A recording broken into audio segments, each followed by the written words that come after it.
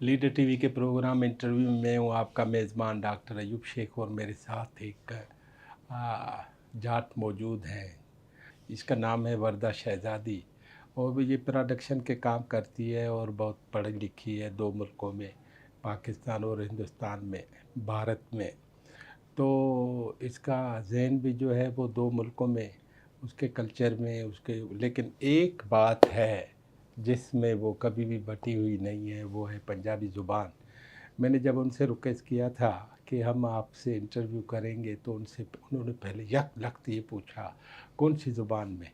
तो मैंने सोचा शायद पूछ रही है उर्दू में करेंगी, सिंधी में करेंगी, अंग्रेज़ी में करेंगी। पंजाबी की तरफ तो मेरा इसीलिए भी ख़्याल नहीं था कि ये ऐसी बदनसीब ज़ुबान है जो अक्सरती लोगों की ज़ुबान है पाकिस्तान में, लेकिन अक़लियती ज़ुबान के तौर पर पेश हो गई है। तो उन्होंने कहा पंजाबी में करें तो और अच्छा होगा। तो हमने ये अहद किया है कि मैं अगर उर्दू में बात करूं, ये उसका जवाब पंजाबी में दें। तो आज 2 ज़ुबानों ने ये एक इंटरव्यू बनाया है, तो आए वर्दा शहज़ादी से बात करते हैं। वर्दा, अस्सलाम वालेकुम। वालेकुम अस्सलाम। बड़ी मेहरबानी, आपने टाइम दिया। और मुश्किल होता है कि अगला आदमी पंजाबी में बोले। वैसे पंजाबी 10वीं ईस्वी से चली आ रही है, और हम अगर इश्क़ दास्तान में हीर रांझा देखते हैं, या अमृता प्रीतम को पढ़ते हैं, या मुनीर नियाज़ी को पढ़ते हैं, या ख़ुद पंजाबी का फैज़ अहमद फैज़ है, पंजाबी का इकबाल है। तो लेकिन हम इन सारे शोरा में पढ़ते इस जगह पे कभी भी नहीं आए कि ये कोई पंजाबी के मुबल्लिग हैं। हाँ, लेकिन उस्ताद दामन है, मोहम्मद बख्श है, वारिस शाह है, बुल्ले शाह है, हाँ, फरीदगंज शक्कर है, ये सारे लोग हैं, बिल्कुल। खुशवंत सिंह है, और बहुत सारे लोग हैं, बहुत सारे। तो आप क्या कहती हैं कि पंजाबी क्यों बदनसीब रखी है हमने इधर पाकिस्तान में, जबकि 12-13 करोड़ लोग बोलते हैं पंजाबी में, और वो वहाँ की कौमी ज़ुबान नहीं है, एक दफ्तरी का हिस्सा है, लेकिन दफ्तरी भी कभी हिस्सा नहीं रही, कभी नहीं रही। और मेरे कुछ दोस्त हैं जो अब एलीट क्लास में हो गए हैं, पंजाबी हैं वो। अच्छा। वो कहते हैं कि पंजाबी हम इसीलिए सीखते हैं ताकि गाली अच्छी दे सके, लेकिन पंजाबी तो हीर रांझा है, पंजाबी तो अमृता प्रीतम है, पंजाबी तो गुरु नानक है। पहले आते हैं ये वर्दा शहज़ादी कौन है? हाँ, ਮੈਨੂੰ ਤੇ ਸਿਰਫ ਇੰਨਾ ਸਮਝ ਆਂਦਾ ਹੈ ਕਿ ਇੱਕ ਜੁਸਤਜੂ ਹੈ, ਮੁਸਲਸਲ ਕੁਝ ਜਿਵੇਂ ਕਹਿੰਦੇ ਹੋ ਤਲਾਸ਼ ਹੈ, ਜਾਂ ਕਿਧਰੇ ਮੈਨੂੰ ਸਕੂਨ ਨਹੀਂ ਆਏਗਾ, ਕਿਧਰੇ ਮੈਂ ਇੱਕ ਜਗ੍ਹਾ ਬਹਿ ਨਹੀਂ ਸਕਦੀ, ਜਾਂ ਮੇਰੇ ਪੈਰਾਂ ਨੂੰ ਬਿੱਲੀਆਂ ਵੱਜੀਆਂ ਹੋਈਆਂ ਨੇ, ਮਤਲਬ ਕੁਝ ਹੈਗਾ ਕਿ ਮੈਂ ਇੱਕ ਅਵਾਰਾ ਹੈਗੀ ਹਾਂ, ਔਰ ਮੈਨੂੰ ਕੁਝ ਨਹੀਂ ਕਰਨਾ, ਮੈਨੂੰ ਸਿਰਫ ਫਿਰਨਾ ਹੈ, ਮੈਨੂੰ ਸਿਰਫ ਮਜ਼ੇ ਲੈਣੇ ਨੇ ਫਿਰਨ ਦੇ। ਮਤਲਬ I can define myself a traveller और अवेंडरर। हाँ, इस तो ज़्यादा होर सब के ला के मेरी समझ नहीं आते। लेकिन जब आप गुजरांवाला में पैदा हुई हैं, तो ये ट्रैवल और वांडरिंग का ये तस्वर आपके जहन में याद है, कब आया होगा? शौक तो मैनू बचपन तो बहुत सी फिरन दा। अच्छा। मतलब बहुत शौक सी कि कदी मतलब ईवन मैं जो कॉलेज लाइफ च, स्कूल लाइफ च, कदी किसी दिन होना ना कि पापा नू पता लगना मैनू बुखार चढ़िया, तो अब्बा जी ने कहना कि ए लगदा अज बाहर नहीं गई किधरे, कि मतलब वो शुरू तो उन्होंने पता सी ये निशानी है। हाँ, कि कहते ये बुखार की बात करे इसका मतलब है फेरा दे। हाँ, तू फेरा ला के आ, तू ठीक हो जाएंगी। तो लेकिन वो सी कि इन्ने ज़्यादा मौका नहीं सी हैगा, कुड़ियाँ उस तरह निकलदियाँ नहीं, साडा माहौल नहीं हैगा। फिर आहिस्ता आहिस्ता जो मैं यूनिवर्सिटी गई तो फिर मैं निकलना शुरू किया, फिरना शुरू किया। तो आप गुजरांवाला में पढ़ी हैं मैट्रिक इंटर? हाँ, फिर मैं उस तो बाद गई गवर्नमेंट कॉलेज लाहौर में। हाँ, जो मशहूर कॉलेज। हाँ, अल्लामा इकबाल से मोहम्मद नवाज शरीफ तक ਤੁਸੀਂ ਨਾਂ ਲੈਂਦੇ ਜਾਓ ਤੇ ਕਿਹੜੇ ਕਿਹੜੇ ਨਾਂ ਵਿੱਚ ਆਉਂਦੇ ਨੇ, ਸ਼ੁਰੂ ਲੈਗੇसी ਕਿੱਥੋਂ ਹੁੰਦੀ ਹੈ ਔਰ ਮੁੱਕਦੀ ਕਿੱਥੇ ਵੇ, ਇਹ ਬੜਾ ਮਸਲਾ ਹੈ। हाँ, लेकिन ये बड़े नाम है ना जो मशहूर है लिटरेचर के हवाले से, पॉलिटिक्स के हवाले से। फैज़ अहमद राशिद, एतजाज़, यस एतजाज़, यस। हाँ, मतलब हर बंदा, ईवन साडी आर्मी ਉਹਦੇ ਵਿੱਚ ਤੁਹਾਨੂੰ ਅੱਧੇ ਲੋਕ ਮਿਲ ਜਾਣਗੇ, ਬਿਊਰੋਕ੍ਰੇਸੀ ਵਿੱਚ। ਰਾਹਿਲ ਸ਼ਰੀਫ ਅੱਛਾ ਜਨਰਲ ਰਾਇਲ। ਹਾਂ ਕਿਉਂਕਿ ਨਾ ਇੰਟਰ ਸਾਰੇ ਇੱਥੋਂ ਕੀਤੇ ਨੇ। ਅੱਛਾ ਸੀਨੀਅਰ ਕੈਂਬਰਿਜ ਇੱਥੇ ਹੋਣਗੇ। ਹਾਂ ਇੰਟਰ ਕਿਉਂਕਿ ਪਹਿਲੇ ਕਾਲਜ ਸੀ ਤੇ ਉਹ ਬਿਊਰੋਕ੍ਰੇਸੀ ਚ ਇਵਨ ਅੱਧਾ ਤੁਹਾਨੂੰ ਗਵਰਨਮੈਂਟ ਕਾਲਜ ਮਿਲੇਗਾ ਤੇ ਉਹਦੀ ਇੱਕ ਰਿਵਾਇਤ ਹੈਗੀ ਹੈ ਚਾਪਲੂਸੀ ਦੀ। तो तू चापलूस बने गई थी? बनन ਤੇ ਗਈ ਸੀ ਪਰ ਬਣੀ ਕੋਈ ਨਹੀਂ। बनी नहीं। पसंद था, फैसिनेट करता था? ਬਹੁਤ ਬਹੁਤ ਮਤਲਬ ਇੱਕ ਪੁਆਇੰਟ ਤੱਕ ਗਵਰਨਮੈਂਟ ਕਾਲਜ ਚ ਦਾਖਲਾ ਲੈਣ ਵਾਲਾ ਹਰ ਬੱਚਾ ਉਹਦੀ ਬਿਲਡਿੰਗ ਤੋਂ ਹੀ ਬਹੁਤ ਫੈਸੀਨੇਟ ਹੁੰਦਾ ਹੈ वाह। ਕਿ ਉਹਦੇ ਕੁਝ ਮੈਜੀਕਲ ਹੈ ਉਸ ਬਿਲਡਿੰਗ ਵਿੱਚ, ਉਸ ਟਾਵਰ ਵਿੱਚ ਕਿ ਸੋਚੀਦਾ ਸੀ। ਮੈਂ ਤੇ ਫੋਟੋਜ਼ ਵੇਖਣੀਆਂ ਗੂਗਲ ਤੇ ਕਹਿਣਾ ਯਾਰ ਇੱਥੇ ਜਾਣਾ ਹੈ। ਉਹ ਬਾਅਦ ਚ ਪਤਾ ਲੱਗਾ ਕਿ ਉਹਦੇ ਕਲਾਸਰੂਮਸ ਤੇ ਬਹੁਤ ਗੰਦੇ ਸਨ। ਕਾਲਜ ਮਜਮੂਈ ਤੌਰ ਪਰ ਠੀਕ ਹੈ। ਹਾਂ ਆਬਵੀਅਸਲੀ, ਲੇਕਿਨ ਉਹਦੀ ਜਿਹੜੀ ਇੱਕ ਰਿਵਾਇਤ ਸੀ ਨਾ, ਜਿਹੜੀ ਗਵਰਨਮੈਂਟ ਕਾਲਜ ਦੀ ਰਿਵਾਇਤ ਆਖੀ ਜਾਂਦੀ ਸੀ, ਮੈਨੂੰ ਲੱਗਦਾ ਕਿ ਉਹਦਾ ਆਖਰੀ ਜਿਹੜਾ ਕੋਈ ਥੋੜਾ ਜਿਹਾ ਹਿੱਸਾ ਬਚ ਗਿਆ ਸੀ ਉਹ ਮੈਂ ਵੇਖਿਆ। ਅੱਛਾ। ਹਾਂ ਉਹ ਡਾਕਟਰ ਹਸਨ ਅਮੀਰ ਸ਼ਾਹ ਸਾਹਿਬ ਸਨ ਉਦੋਂ ਵਾਈਸ ਚਾਂਸਲਰ ਤੇ ਬਸ ਉਹ ਆਖਰੀ ਸੀ। ਉਸ ਤੋਂ ਬਾਅਦ ਤੇ ਫਿਰ ਐਸੇ ਲੋਕ ਆ ਕੇ ਵੀਸੀ ਬਣੇ ਨੇ ਕਿ ਉਹਨਾਂ ਕਾਲਜ ਦਾ ਨਾਮ तो स्टैंडर्ड वो गिरता गया। ਹਾਂ ਫਿਰ ਇਹਨਾਂ ਪੈਸੇ ਕਮਾਉਣ ਵਾਸਤੇ ਬਹੁਤ ਜ਼ਿਆਦਾ ਦਾਖਲੇ ਕੀਤੇ ਕਿ ਇੱਕ ਕਲਾਸ ਵਿੱਚ ਜਿੰਨੇ ਬੱਚੇ ਨਹੀਂ ਚਾਹੀਦੇ ਉਸ ਤੋਂ ਡਬਲ ਕਰ ਲੈ ਕੇ ਪੈਸੇ ਆ ਜਾਣ। ਤੇ ਉਸ ਤਰ੍ਹਾਂ ਜਿਵੇਂ ਹਰ ਸ਼ਹਿਰ ਦਾ ਮਿਆਰ ਡਿੱਗਿਆ ਹੈ ਪਾਕਿਸਤਾਨ 'ਚ, ਇਸੇ ਤਰ੍ਹਾਂ ਇਦਾਰਿਆਂ ਦਾ ਵੀ ਡਿੱਗਿਆ ਹੈ। तो उसके बाद क्या किया? ਉਸ ਤੋਂ ਬਾਅਦ ਫਿਰ ਮੈਂ ਐਮਫਿਲ ਕੀਤਾ ਕਰਾਚੀ ਯੂਨੀਵਰਸਿਟੀ ਤੋਂ। एमफिल? ਹਾਂ किस चीज़ में? ਲਿਟਰੇਚਰ। लिटरेचर? हाँ। फिर? ਸੋਸ਼ੀਓਲੋਜੀ ਵਿੱਚ ਮਾਸਟਰਸ ਕੀਤਾ ਸਾਊਥ ਏਸ਼ੀਅਨ ਯੂਨੀਵਰਸਿਟੀ ਤੋਂ। South Asian university Delhi? Delhi ਤੋਂ। ओके। ਯੈਸ। तब दिल्ली आपको जाने दिया? ਕੋਵਿਡ ਦਾ ਟਾਈਮ ਸੀ ਤੇ ਕੁਝ ਮੈਂ ਇੱਥੇ ਗੁਜ਼ਾਰਿਆ, ਕੁਝ ਮੈਂ ਉੱਥੇ ਜਾ ਕੇ ਕੀਤਾ, ਇਸ ਤਰ੍ਹਾਂ ਕਰਕੇ ਕੁਝ। तो आप शायद आखिरी लोग हैं हाँ, जो आखिरी पढ़ने जिन्हों के का लिए दाखिला जिनको होया। इजाज़त मिली। यस और अच्छा ਮੈਨੂੰ हुआ। ਉਦੋਂ ਪ੍ਰੈਜ਼ੀਡੈਂਸ਼ੀਅਲ ਸਕਾਲਰਸ਼ਿਪ ਇੰਡੀਅਨ ਮਿਲਿਆ ਸੀ ओके। ਤੇ ਉਹ ਜਿਹੜੀ ਛੋਟੀ ਉਹਨਾਂ ਦੀ ਫੀਸ ਹੁੰਦੀ ਉਹ ਵੀ ਨਹੀਂ ਸੀ ਦੇਣੀ ਪਈ, ਲੇਕਿਨ ਉੱਥੇ ਤਕਰੀਬਨ ਹਰ ਬੱਚਾ ਜਿਹੜਾ ਸਾਰਕ ਦਾ ਉਹ ਫ੍ਰੀ ਪੜ੍ਹਦਾ ਹੈ। अच्छा। हाँ। अच्छा ये साउथ एशियन का मतलब है सार्क के 8 मुल्कों का वो है? ਨਹੀਂ ਨਾ ਉਹਦਾ ਸਾਊਥ ਏਸ਼ੀਅਨ ਹੈ हाँ। ਲੇਕਿਨ यूनिवर्सिटी सार्क दी है। ओके। हाँ। और उसमें दाखिले भी सार्क कंट्रीज के होते हैं? यस। ओके। बस वो 8 मुल्कों का। तो आपने ये घूमे बगैर नेपाल भूटान ये वो सारे देख लिए? हाँ तकरीबन, क्योंकि वो मेरे क्लास फेलोज कोई बंगाली है, कोई भूटानी है, कोई नेपाली है, कोई श्रीलंकन है, कोई अफगानी है, तो वो बहुत कुछ उन्होंने को सीखने को मिला। वहाँ की और यहाँ की लाहौर की यूनिवर्सिटी में फ़र्क क्या था? एजुकेशन का बहुत ज़्यादा फर्क। स्टैंडर्ड? बहुत। पाकिस्तान मैं उत्थे पढ़िया सोशियोलॉजी। सोशियोलॉजी? हाँ पाकिस्तान विच सोशियोलॉजी किधरे है ही नहीं। मतलब मैं नहीं कि मेरा कहने का मतलब है नहीं कि किधरे पढ़ाई नहीं जाती, पढ़ाई जाती है तकरीबन हर यूनिवर्सिटी च एक डिपार्टमेंट है, लेकिन तुसी कोई ਉਹਦਾ ਨੋਟੇਬਲ ਕੰਮ ਨਹੀਂ ਦੱਸ ਸਕਦੇ ਹੋ ਜਾਂ ਨਹੀਂ ਦੱਸ ਸਕਦੇ ਹੋ ਕਿ ਯਾਰ ਕਿੰਨੇ ਵੱਡੇ ਲੋਕ ਪੜ੍ਹਾ ਰਹੇ ਨੇ ਜਾਂ ਉਹਨਾਂ ਦਾ ਕੀ ਕੰਟਰੀਬਿਊਸ਼ਨ ਹੈ। ਉੱਥੇ ਟੀਚਰਸ ਦਾ ਸਟੈਂਡਰਡ ਪਾਕਿਸਤਾਨ ਨਾਲ ਤੇ ਮੈਚ ਨਹੀਂ ਅਸੀਂ ਕਰ ਸਕਦੇ, ਆ ਬੇਵਕੂਫੀ ਹੈ ਵੈਸੇ ਹੀ ਮੈਚ ਕਰਨਾ। अच्छा ये सवाल ही गलत है। ਸਵਾਲ ਹੀ ਹਾਂ। अच्छा। ਹਾਂ ਮਤਲਬ ਬਿਲਕੁਲ ਇਦਾਂ ਹੀ ਹੈ ਕਿ ਤੁਸੀਂ ਕਹੋ ਕਿ ਅਮਰੀਕਾ ਦੀ ਟੈਕਨੋਲੋਜੀ ਤੇ ਈਰਾਨ ਦੀ ਟੈਕਨੋਲੋਜੀ हाँ। हाँ बिल्कुल फर्क है ना, लेकिन वो फिर भी मैच ही नहीं हाँ है। लेकिन फिर भी लड़ रहे हैं, लेकिन हाँ। इधर ते मैच नहीं आएगा ना। अमेरिका और नेपाल। नेपाल।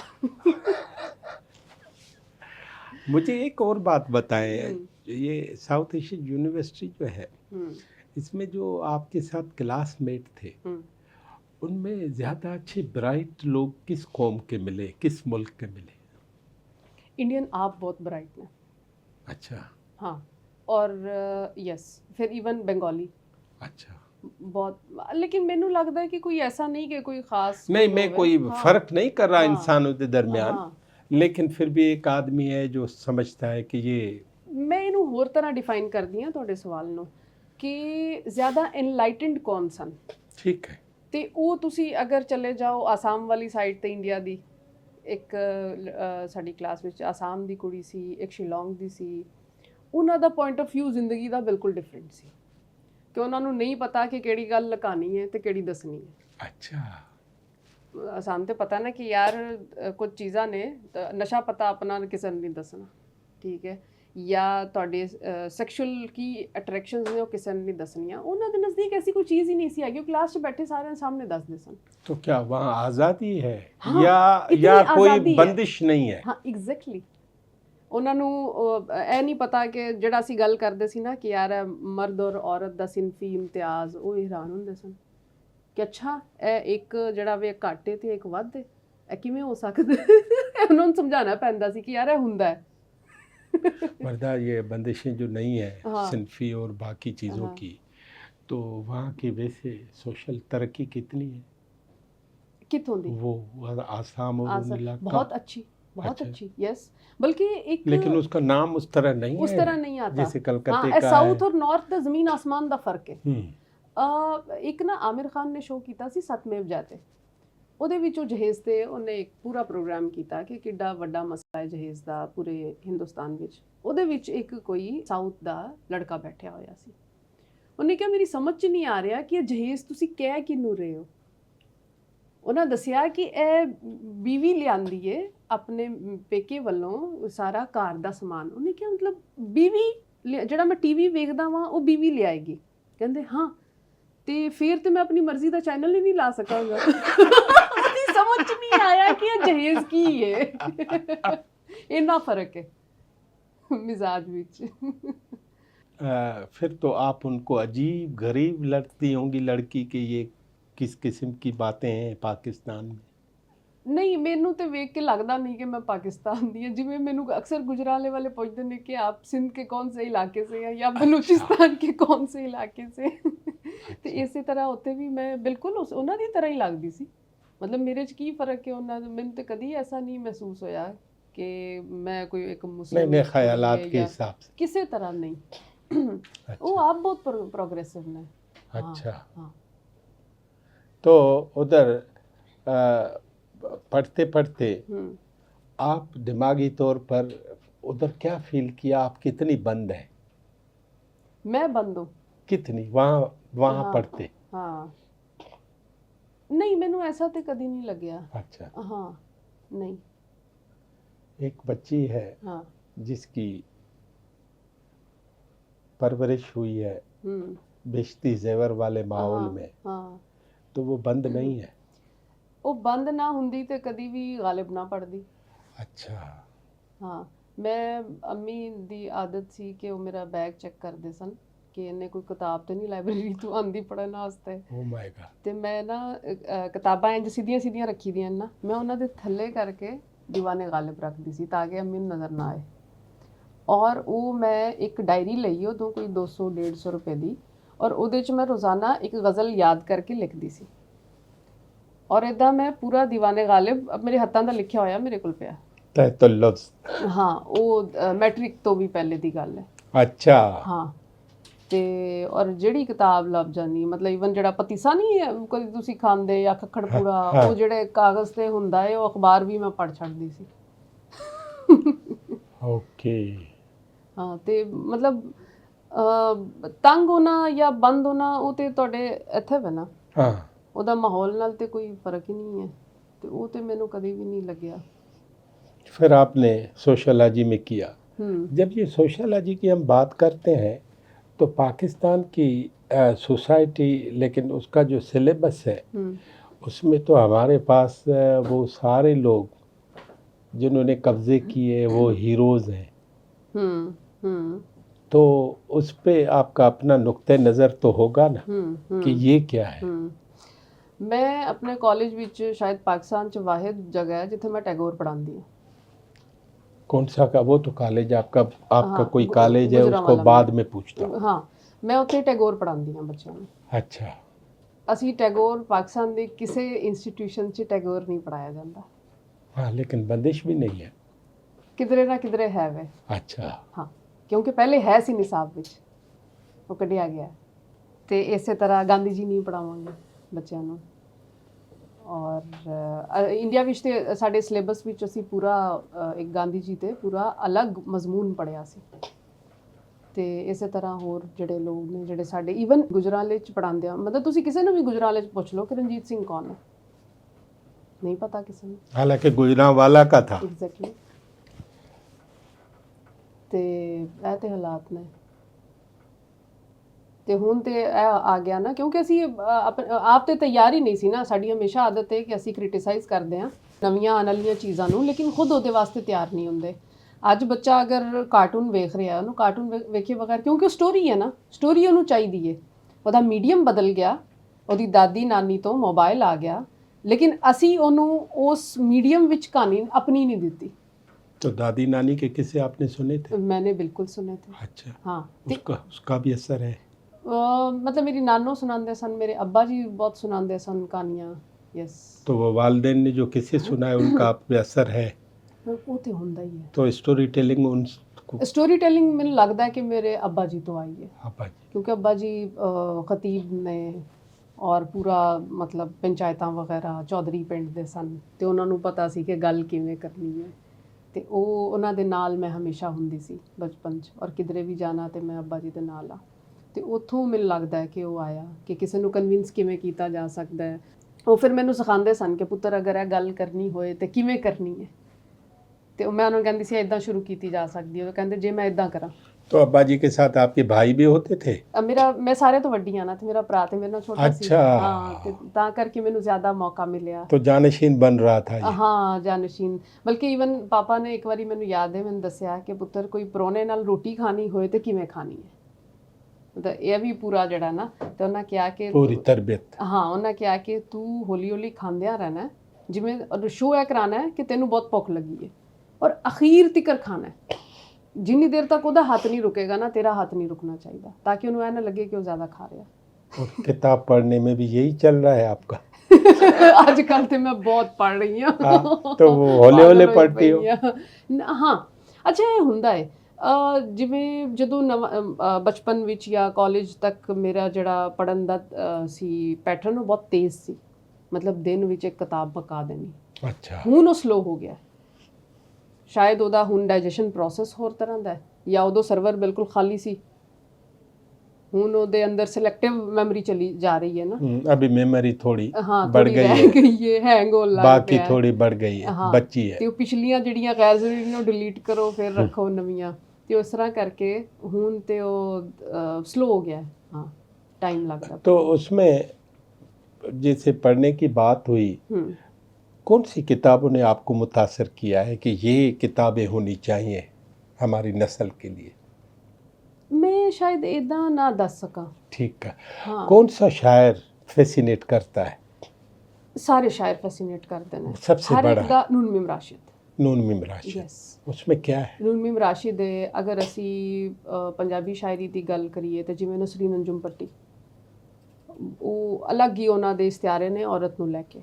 ਠੀਕ ਹੈ ਨਾ, ਮਤਲਬ ਜਦੋਂ ਨਜ਼ਮ ਕਹਿੰਦੇ वो जो शायर कहते हैं देन है। ਹਾਂ, ਦੇਨ ਹੈ। ਉਹਨਾਂ ਦੀ ਬੇਗਮ ਦੱਸਦੇ ਨੇ ਕਿ ਜਦੋਂ ਉਹਨਾਂ ਨੂੰ ਨਜ਼ਮ ਆ ਰਹੀ ਹੁੰਦੀ ਸੀ ਤੇ ਉਹਨਾਂ ਦੀ ਹਾਲਤ ਉਸ ਤਰ੍ਹਾਂ ਜਿਵੇਂ ਉਹ ਕੁਕੜੀ ਨਹੀਂ, ਜਦੋਂ ਅੰਡਾ ਦੇਣਾ ਹੁੰਦਾ ਤੇ ਉਹਦੀ ਬੁਰੀ ਹਾਲਤ ਹੁੰਦੀ ਹੈ, ਜਾਂ ਜਦੋਂ ਤੁਸੀਂ ਬੱਚਾ ਪੈਦਾ ਕਰਨਾ ਹੁੰਦਾ, ਤੇ ਕਹਿੰਦੇ ਮੈਂ ਉਹਨਾਂ ਨੂੰ ਕਮਰੇ 'ਚ ਕਲੀਆਂ ਛੱਡ ਕੇ ਟੁਰ ਜਾਂਦੀ ਸੀ।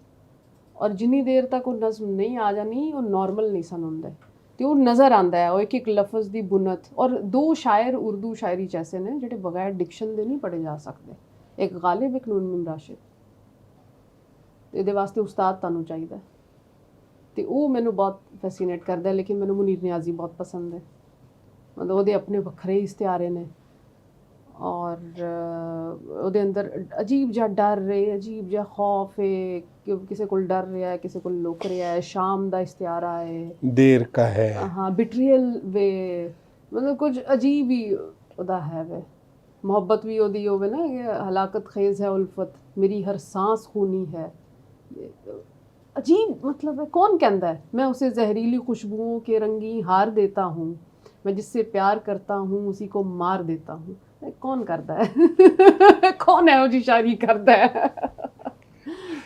पंजाबी की कोई शायरी सुना? ਇਹ ਵੀ ਮੈਨੂੰ ਯਾਦ ਕਰਨੀ ਪਏਗੀ। ਇੱਕ ਤੇ ਮੈਂ ਮੁਨੀਰ ਨਿਆਜ਼ੀ ਦੀ ਇੱਕ ਨਜ਼ਮ ਹੈ ਜਿਹੜੀ ਮੈਨੂੰ ਬਹੁਤ ਮੈਂ ਸੁਣਾਉਂਦੀ ਹਾਂ, ਉਹ ਮੈਨੂੰ ਬਹੁਤ ਪਸੰਦ ਹੈ। ਉਹ ਵੇ ਸ਼ਹਿਰ ਦੇ ਮਕਾਨ ਇੱਕ ਦੂਜੇ ਦੇ ਖੌਫ ਤੋਂ ਜੁੜੇ ਹੋਏ ਨੇ ਇੱਕ ਦੂਜੇ ਦੇ ਨਾਲ। वाह। ਮਤਲਬ ਜਿਹੜਾ ਤੁਸੀਂ ਸੋਚੋ 4-4 5-5 ਮਰਲੇ ਦੀ ਕਟਿੰਗ ਜਿਸ ਤਰ੍ਹਾਂ ਜੁੜੀ ਹੋਈ ਹੈ ਨਾ, ਮਤਲਬ ਉਹਦਾ ਸ਼ਹਿਰ ਦੇ ਮਕਾਨ ਇੱਕ ਦੂਜੇ ਦੇ ਖੌਫ ਤੋਂ ਜੁੜੇ ਹੋਏ ਨੇ ਇੱਕ ਦੂਜੇ ਦੇ ਨਾਲ। ਇਹ ਇੱਕ ਨਜ਼ਮ ਹੈ।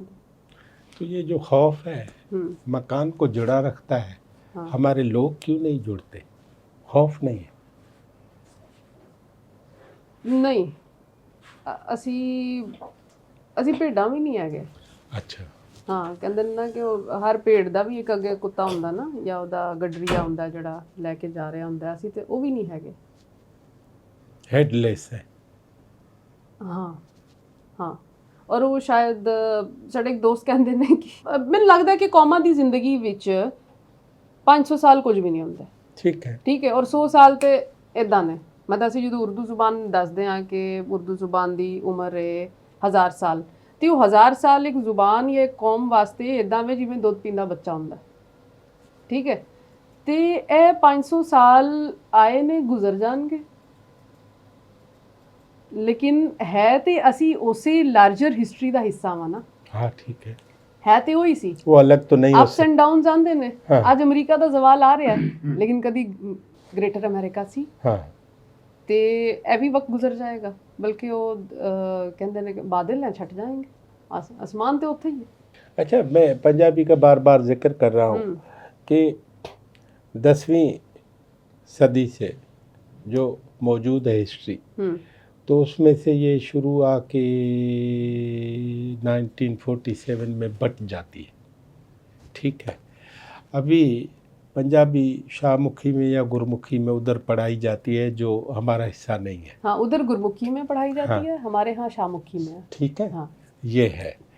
लेकिन ये जो 12 करोड़ लोग हैं, 10 करोड़ लोग हैं जो प्योर पंजाबी हैं, वो पंजाबी ज़ुबान को एडाप्ट क्यों नहीं करते, उसका मालिक क्यों नहीं बनते?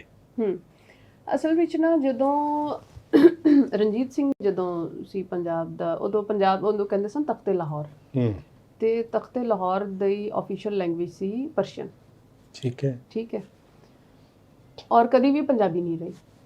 ठीक सही है। है। पंजाबी हमेशा प्राकृत रही है। ठीक है। संस्कृत मतलब इलीट वो लैंग्वेज, तो उसके लहजे हैं और वो डायलेक्ट्स ਤੇ हैं। ਉਹ ਆਮ ਬੰਦੇ ਦੀ ਬੋਲੀ ਰਹੀ ਹੈ। ਪਰਸ਼ੀਅਨ ਤੋਂ ਬਾਅਦ ਜਦੋਂ ਬ੍ਰਿਟਿਸ਼ ਰਾਜ ਆਇਆ ਤੇ ਉਹ ਉਰਦੂ ਤੇ ਚਲੀ ਗਈ। ठीक है। ਠੀਕ ਹੈ। ਔਰ ਉਹਦੇ ਤੋਂ ਲੈ ਕੇ ਹੁਣ ਤੀਕਰ ਉਹ ਉਰਦੂ ਤੇ ਵੇ। ਤੇ ਉਹਦੀ ਕਦੀ ਵੀ ਲੈਂਗੁਏਜ ਓਨਰਸ਼ਿਪ ਜਿਹੜੀ ਹੈ ਨਾ, ਉਹ ਉਸ ਤਰ੍ਹਾਂ ਸਟੇਟ ਲੈਵਲ ਤੇ ਰਹੀ ਵੀ ਨਹੀਂ। ਔਰ ਜਿਹੜਾ ਪਰਸ਼ੀਅਨ ਤੋਂ ਜਿਹੜਾ ਉਰਦੂ ਲਿਆਂਦੀ, ਕਿਉਂਕਿ ਅੰਗਰੇਜ਼ ਨੇ ਤੇ ਪਰਸ਼ੀਅਨ ਮੁਸ਼ਕਿਲ ਸੀ ਨਾ, ਤੇ ਉਹਨੇ ਇੱਕ ਵਿਸ਼ਕਾਰਲੀ ਜ਼ਬਾਨ ਲਿਆਂਦੀ, ਤੇ ਉਹ ਪੰਜਾਬ ਵਿੱਚ ਉਰਦੂ ਆ ਗਈ ਐਜ਼ ਅ ਪ੍ਰਿੰਟ ਲੈਂਗੁਏਜ। ਜਿਸ ਜ਼ੁਬਾਨ ਦੇ ਸਲੈਂਗ ਦਾ ਇਥੋਂ ਨਾਲ ਕੋਈ ਤਾਲੁਕ ਨਹੀਂ ਹੈਗਾ, ਉਹਨਾਂ ਨੂੰ ਪਤਾ ਹੀ ਨਹੀਂ। ਉਹ ਅਖਬਾਰ ਰਾਹੀਂ ਆਈ। ਅਖਬਾਰ ਉਰਦੂ ਛਪਨੇ ਸ਼ੁਰੂ ਹੋਏ ਸਭ ਤੋਂ ਪਹਿਲੇ, ਫਿਰ ਆਹਿਸਤਾ ਆਹਿਸਤਾ ਕਿਤਾਬਾਂ ਛਪਣੀਆਂ ਸ਼ੁਰੂ ਹੋਈਆਂ। ਫਿਰ ਲੋਕਾਂ ਨੇ ਮਤਲਬ ਪੰਜਾਬ ਦੇ ਲੋਕਾਂ ਨੇ, ਅਦੀਬਾਂ ਨੇ ਲਿਖਣਾ ਸ਼ੁਰੂ ਕੀਤਾ। ਤੇ ਜਿਹੜੀ ਤੁਸੀਂ ਪਹਿਲੇ ਗੱਲ ਕਰ ਰਹੇ ਸੀ ਨਾ ਕਿ ਗਾਲਾਂ ਇਹਦੇ ਵਿੱਚ ਨੇ, ਹੁਣ ਇੱਕ ਜ਼ੁਬਾਨ ਹੈ ਜਿਹਨੂੰ ਮੈਂ ਆਪਣਾ ਬੋਰੀਆ ਬਿਸਤਰਾ ਤੇ ਬਣਾ ਲਿਆ, ਲੇਕਿਨ ਉਹਦਾ ਸਲੈਂਗ ਨਹੀਂ ਮੈਨੂੰ ਆਉਂਦਾ। ਤੇ ਉਹ ਸਲੈਂਗ ਜਦੋਂ ਮੈਨੂੰ ਚਾਹੀਦਾ ਹੋਏਗਾ ਤੇ ਮੈਂ ਉਹ ਆਪਣੀ ਜ਼ੁਬਾਨ ਵਾਲੀ ਝਾਤੀ ਮਾਰਾਂਗੀ, ਤੇ ਉਹ ਗਾਲ ਫਿਰ ਮੇਰੀ ਪੰਜਾਬੀ 'ਚ ਨਿਕਲੇਗੀ। ਐਵੇਂ ਤੇ ਉਹਦੇ ਵਿੱਚ ਉਹ ਓਨਰਸ਼ਿਪ ਫਿਰ ਜਦੋਂ ਬਟਵਾਰਾ ਹੋਇਆ, ਤੇ ਹੁਣ ਤੁਸੀਂ ਵੇਖੋ ਕਿ ਅਗਰ ਤੁਸੀਂ ਅੱਜ ਬਟਵਾਰਾ ਹੁੰਦਾ ਹੈ ਇੱਥੇ ਕਿਸੇ ਵੀ ਕਿਸਮ ਦਾ, ਔਰ ਤੁਸੀਂ ਆਪਣੇ ਹਮਸਾਏ ਨੂੰ ਮਾਰ ਦਿੰਦੇ ਹੋ ਜਾਂ ਉਹਨੂੰ ਕਹਿੰਦੇ ਹੋ ਨਿਕਲ ਜਾ ਇੱਥੋਂ, ਔਰ ਉਹਦਾ ਘਰ ਲੁੱਟ ਲੈਂਦੇ ਹੋ, ਔਰ ਉਹਦੀ ਔਰਤਾਂ ਦੀ ਵੀ ਬੇਹੁਰਮਤੀ ਕਰਦੇ ਹੋ, ਫਿਰ ਤੇ ਓਨਰਸ਼ਿਪ ਤੇ ਗਈ ਨਾ। ਦੁਨੀਆ 'ਚ ਲੜਾਈਆਂ ਹੁੰਦੀਆਂ ਨੇ ਨੈਸ਼ਨਲਿਜ਼ਮ ਤੇ। ਸਾਡੇ ਆ ਮਜ਼ਹਬ ਦੀ ਬੁਨਿਆਦ ਤੇ ਨੈਸ਼ਨਲਿਜ਼ਮ ਦਾ ਬਿਲਕੁਲ ਉਹਨਾਂ ਖਤਮ ਹੋ ਗਈ ਨਾ। ਹਮਸਾਏ ਨੇ ਹਮਸਾਏ ਨੂੰ ਮਾਰਿਆ। ਦੋਵੇਂ ਪੰਜਾਬੀ ਸਨ, ਉਹ ਸਿੱਖ ਸੀ, ਉਹ ਮੁਸਲਮਾਨ ਸੀ, ਉਹ ਹਿੰਦੂ ਸੀ, ਉਹ ਤਿੰਨ ਪੰਜਾਬੀ ਸਨ, लेकिन उन्हें आपस में मारे एक दूजे ने। तो उस तो बाद फिर ऑनरशिप कितने रह गई? नहीं, मुझे एक और बात समझाए। हाँ।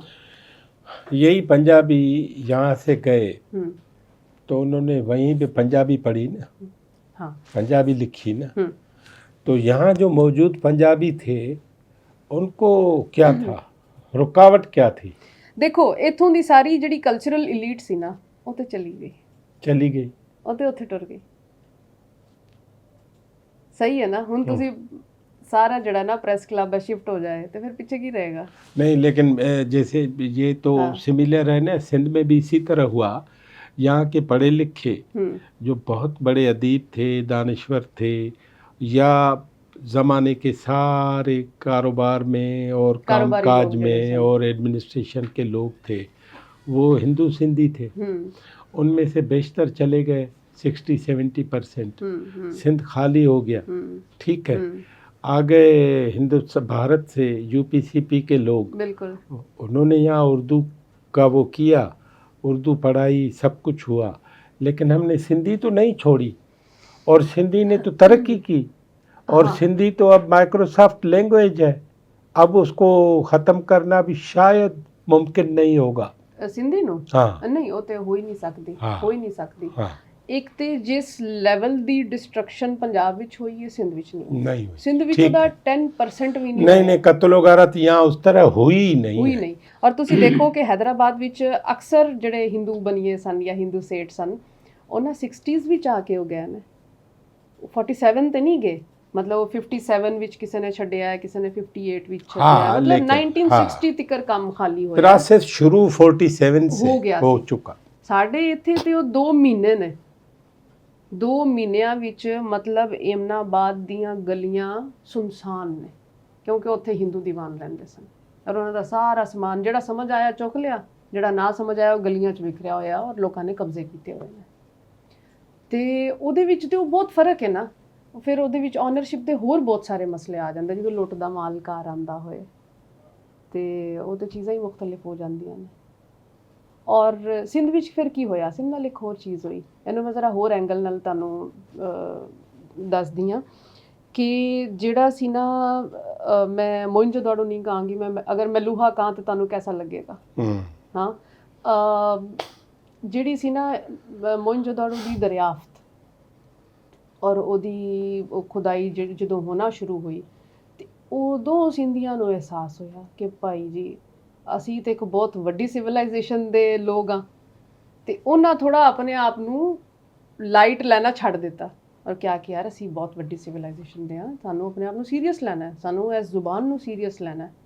ਉਹ ਤਾਂ ਕਰਕੇ ਇਹਨਾਂ ਦੀ ਜਿਹੜੀ ਹੈ ਨਾ ਨੈਸ਼ਨਲਿਜ਼ਮ, ਉਹ ਉੱਥੋਂ ਸ਼ੁਰੂ ਹੋ ਰਹੀ ਹੈ ਇੱਕ ਤਰ੍ਹਾਂ, ਕਿ ਇੱਕ ਜਿਹੜਾ ਸਟਰੋਂਗ ਆਈਡੈਂਟੀਟੀ ਆਈ ਉਹ ਮੋਇਨਜੋਦਾੜੋ ਤੋਂ ਆਈ। ਸੇਮ ਅਗਰ ਇਸੇ ਟਾਈਮ ਤੇ, ਮੈਂ ਪੁਰਾਣੀ ਗੱਲ ਨਹੀਂ ਕਰ ਰਹੀ, ਮੈਂ ਵਿਦਿਨ ਅ ਸੈਂਚੁਰੀ ਗੱਲ ਕਰ ਰਹੀ ਹਾਂ, ਉੱਥੇ ਉਹ ਸ਼ਨਾਖਤ ਮਿਟਾਈ ਜਾ ਰਹੀ ਸੀ। ਮਤਲਬ ਸਾਡੇ ਆਪਣੇ ਟੀਚਰ, ਅਗਰ ਅਸੀਂ ਸ਼ੀਨ ਕਾਫ ਅੱਛੀ ਤਰ੍ਹਾਂ ਨਹੀਂ ਬੋਲ ਸਕਦੇ ਤਾਂ ਸਾਨੂੰ ਕੁੱਟ ਪੈਂਦੀ ਸੀ। ਔਰ ਸਾਡੇ ਘਰਾਂ ਵਿੱਚ, ਮੈਂ ਜਦੋਂ ਦੀ ਪੈਦਾ ਹੋਈ ਹਾਂ ਮੈਂ ਉਰਦੂ ਬੋਲ ਰਹੀ ਸੀ। ਮਤਲਬ ਮੇਰੀ ਮਾਂ ਨੇ ਮੇਰੀ ਨਾਨੂ ਨੂੰ ਵੀ ਕਿਹਾ ਸੀ ਕਿ ਬੱਚੋਂ ਸੇ ਉਰਦੂ ਮੇਂ ਬਾਤ ਕरें।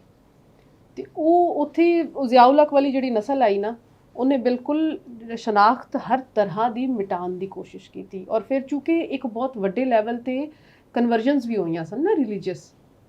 ਹੁਣ ਉਹ ਮਤਲਬ ਮੇਰੀਆਂ 3 ਪੀੜ੍ਹੀਆਂ ਪਿੱਛੇ ਜਾ ਕੇ ਕੋਈ ਸਿੱਖ ਜਾਂ ਹਿੰਦੂ ਬੈਠਿਆ ਹੋਏਗਾ, ਮੇਰਾ ਪੜਦਾਦਾ ਜਾਂ ਮੇਰਾ ਪੜਨਾਨਾ, ਲੇਕਿਨ ਉਹਨੂੰ ਕੋਈ ਦੱਸ ਨਹੀਂ ਰਿਹਾ। ਅੰਦਰ ਇੰਨਾ ਕੁਝ ਚੱਲ ਰਿਹਾ ਹੈ ਕਿ ਕੋਈ ਵੀ ਉਹਦੇ ਤੇ ਗੱਲ ਨਹੀਂ ਕਰ ਰਿਹਾ। ਔਰ ਪੰਜਾਬ ਦਾ ਜਿਹੜਾ ਐਕਸਪ੍ਰੈਸ਼ਨ ਹੈ ਨਾ ਚੌਧਰੀ ਸ਼ੁਜਾਤ ਦਾ ਕਿ ਮਿੱਟੀ ਪਾਓ, ਇਹ ਮਿੱਟੀ ਪਾਓ ਐਵੇਂ ਹੀ ਨਹੀਂ ਆਇਆ। ਉਹ ਇੰਨਾ ਕੁਝ ਹੈ ਕਿ ਉਹਦੇ ਤੇ ਗੱਲ ਨਾ ਕਰਨ ਦੀ ਬਜਾਏ ਉਹਨੂੰ ਛੱਡ ਦਿਓ। ਹਰ ਚੀਜ਼ पे ਕਾਲੀਨ ਢੱਕੋ, ਕਾਲੀਨ ਢੱਕ ਦਿਓ, ਗੰਦ ਤੇ ਥੱਲੇ ਪਿਆ, ਉਹ ਤੇ ਹੈਗਾ, ਔਰ ਉਹਨੂੰ ਕਦੀ ਵੀ ਐਡਰੈਸ ਨਹੀਂ ਕੀਤਾ ਗਿਆ। तो पंजाबी जो दानिश्वर है वो पंजाबी के बारे में क्या सोचता है, उसको तो अब मालूम भी हो गया, उसको तो अवेयरनेस भी है। वो सिंधी में लफ्ज़ है जागरता, वो बालिदगी भी आ गई, सुजाग भी है। तो अब वो क्या सोच रहा है? ਇੱਕ ਤਾਂ ਮੈਨੂੰ ਲੱਗਦਾ ਹੈ ਕਿ ਕੰਮ ਦਾਨਿਸ਼ਵਰ ਤੋਂ ਵੱਡਾ ਹੈ, ਠੀਕ ਹੈ, ये दानिश्वर से ऊपर की बात है। ऊपर की बात है। अच्छा, देखो मतलब हुकूमत ਤੁਹਾਡਾ ਬੱਚਾ मरियम नवाज को कहे ਨਹੀਂ ਰਿਆਸਤ ਕੀ ਕਰ ਸਕਦੀ ਹੈ? ਨਹੀਂ। ਅਸੀਂ ਗੱਲ ਕਰਦੇ ਹਾਂ ਅਕਸਰ, ਰਿਆਸਤ ਕੁਝ ਨਹੀਂ, ਰਿਆਸਤ ਸਾਡੇ ਵਿੱਚੋਂ ਹੈ, ਅਸੀਂ ਹਾਂ। ਜਿਸ ਦਿਨ ਅਸੀਂ ਬਿਹਤਰ ਹੋ ਗਏ ਨਾ, ਦੇਖੋ ਤੁਹਾਡੇ ਘਰ ਜਦੋਂ ਤੁਹਾਡੀ ਧੀ ਪੈਦਾ ਹੋਈ ਸੀ, ਤੁਸੀਂ ਉਹਦੇ ਨਾਲ ਪਹਿਲੀ ਜ਼ੁਬਾਨ ਕਿਹੜੀ ਬੋਲੀ ਸੀ? सिंधी। ਇੱਥੋਂ ਕੰਮ ਸ਼ੁਰੂ ਹੁੰਦਾ ਹੈ। ਉਹ ਜਿਹੜੀ ਪੰਜਾਬ ਦੀ ਮਾਂ ਹੈ ਨਾ ਅੱਜ ਦੀ, ਉਹ ਕਹਿੰਦੀ ਹੈ ਬੇਟਾ ਆਪਕੇ ਪੀਜਨ ਨੇ 2 eggs दिए हैं, ਠੀਕ ਹੈ। ਹੁਣ ਇਹਦੇ ਵਿੱਚ ਦੱਸੋ ਰਿਆਸਤ ਕੀ ਕਰੇ ਜਾਂ ਦਾਨਿਸ਼ਵਰ ਕੀ ਕਰੇਗਾ? ਦਾਨਿਸ਼ਵਰ ਤੇ ਅਸੀਂ ਜਿੰਨੇ ਦਾਨਿਸ਼ਵਰ ਲੋਕ ਹਾਂ, ਅਸੀਂ 365 ਲੋਕ ਹਾਂ, ਔਰ ਅਸੀਂ ਆਪਸ ਵਿੱਚ ਇੱਕ ਦੂਜੇ ਨੂੰ ਪੜ੍ਹਦੇ ਹਾਂ ਔਰ ਵਾਹ ਕਰਦੇ ਹਾਂ। ਇਸ ਤੋਂ ਇਲਾਵਾ ਮੁਸਲਮਾਨ ਹੋ ਰਿਹਾ ਹੈ। ਹਾਂ, ਇਸ ਤੋਂ ਇਲਾਵਾ ਸਾਡਾ ਦੁਨੀਆ ਨਾਲ ਕੋਈ ਲੈਣਾ ਦੇਣਾ ਨਹੀਂ। ਲੇਕਿਨ ਇਹ ਤੇ ਬਹੁਤ ਹੀ ਬੇਸਿਕ ਲੈਵਲ ਦੀ ਚੀਜ਼ ਹੈ ਨਾ। ਔਰ ਉਹ ਮਾਂ ਬੋਲੀ ਕੀ ਦੱਸਣਾ ਤੇ ਨਹੀਂ ਪੈਂਦਾ ਨਾ, ਉਹ ਤੇ ਤੁਹਾਡੇ ਅੰਦਰ ਹੈ। हाँ ਤੁਹਾਡਾ ਐਕਸਪ੍ਰੈਸ਼ਨ ਹੈ, ਤੁਹਾਡਾ ਬਿਹੇਵੀਅਰ ਹੈ, ਤੁਹਾਡੇ ਵੈਲਿਊਜ਼ ਨੇ, ਉਹ ਖਤਮ ਹੋ ਗਿਆ। मैं एक बात बताऊं हाँ। माँ बोली पे, मेरी बेटी है अमेरिका में, उसको बेटी हो रही थी, पहले तो अल्ट्रासाउंड नहीं था कि हमारी दादी नानी कहती थी पता नहीं क्या होगा, अब तो मालूम अल्ट्रासाउंड पे होता है। तो उसको बेटी हो रही है, बेटी का नाम क्या होगा ये होगा। फिर उसके पैदा होने से 1.5 महीना पहले डॉक्टरों ने उसे बुलाया, मियाँ बीवी को, कहा आपके घर में टीवी है? कहा, वो खुशी से कहा 2 है। कहा ये दोनों तोड़ दो या बेच दो, किसी को गिफ्ट दो। इस बच्चे के ज़हन पे 4 से 6 बरस टीवी सामने नहीं होना चाहिए, नहीं आना चाहिए। फिर क्या करें?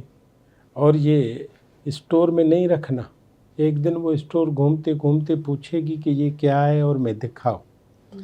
इसीलिए उसको जहन में ही नहीं होना चाहिए कि टीवी कोई चीज़ होती है। ठीक है, करते हैं, और क्या करें?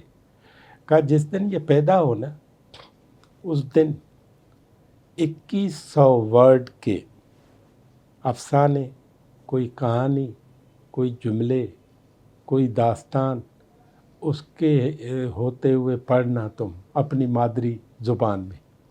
कौन सी मादरी ज़ुबान है तुम्हारी? कहा सिंधी। तो कहा सिंधी में पढ़ना। मेरी बेटी ने कहा डॉक्टर ये पैदा होगी, 1 दिन की होगी, तो उसको 2100 वर्ड में मदर टंग के अपनी मादरी माँ बोली के क्यों बताऊं? उसने कहा ये मसला है, हर माँ यही समझती है कि ये समझता नहीं है बच्चा, इतना छोटा तो है। कहा होगा क्या, 2100 वर्ड उसके दिमाग पे टकराएंगे और उसके कानों में आपकी मदर टंग का लहजा वो आहिस्ता आहिस्ता दाखिल होगा। बिल्कुल। फिर वो सबकॉन्शियस में स्टोर होगा और आगे अगले जब वो बड़ी हो जाएगी तो उसको बाकी ज़ुबानें समझने में भी आसानी होगी और अपनी ज़ुबान समझने में भी आसानी होगी। एक भी doctor, gynaecologist, therapist, antenatal care पे जो लोग हैं यहाँ पाकिस्तान में किसी को नहीं बताते। ते सब कटे हुए ने ना अपनी ज़मीन तो मेरा ख्याल है ऐसे अमेरिकी गायनेकोलॉजिस्ट पंजाब में हम ले आए। ਤੁਸੀਂ ਇਹ ਗੱਲ ਕਰ ਰਹੇ ਹੋ, ਈਵਨ ਜਿਹੜੇ 9 ਮਹੀਨੇ ਪੇਟ ਤੇ ਨੇ ਉਹਦੇ ਲਾਸ਼ਾਉਰ ਵਿੱਚ ਜ਼ੁਬਾਨ ਤੇ ਚਲੀ ਗਈ ਹੈ, ਉਹਨੂੰ ਕੋਈ ਕਾਊਂਟ ਕੀ ਨਹੀਂ ਕਰੇਗਾ। ਮਤਲਬ ਉਹ ਬਿਲਕੁਲ ਸਹੀ ਹੈ। ਈਵਨ ਔਰਤ ਨਾਲ ਜੋ ਸਲੂਕ ਹੋ ਰਿਹਾ ਹੈ, ਉਹ कैसा फील कर रही है, वो सब बच्चे को जा रहा है, वो सब ਉਹਦੇ ਲਾਸ਼। और वो 9 महीने में भी तो एज है ना उसकी। हाँ वो ਉਹਦੀ ਕਾਊਂਟ ਹੁੰਦੀ ਏਜ। ਯੈਸ, ਤੇ ਉਹ ਜ਼ਬਾਨ ਤੇ ਉਹਦੇ ਲਾਸ਼ਾਉਰ ਵਿੱਚ, ਉਹਦੇ ਸ਼ਾਉਰ ਵਿੱਚ ਆਏਗੀ ਜਦੋਂ ਸੁਨੇਗਾ। ਬਿਲकुल है। हम ਕੀ ਕਰੀਏ? आपके ख्याल में 2 बातें अगर एक हुकूमत करे और लोगों को एहसास दिलाए, पंजाब गवर्नमेंट और फेडरल गवर्नमेंट, फिर कुछ हो सकता है? मुझे लगता है नहीं। हाँ, मैं देखें, मैं अब आपको प्रोजेक्ट दे रहा हूँ, हाँ, कि पंजाबी माँ बोली होनी चाहिए कम से कम हमारे पंजाब की।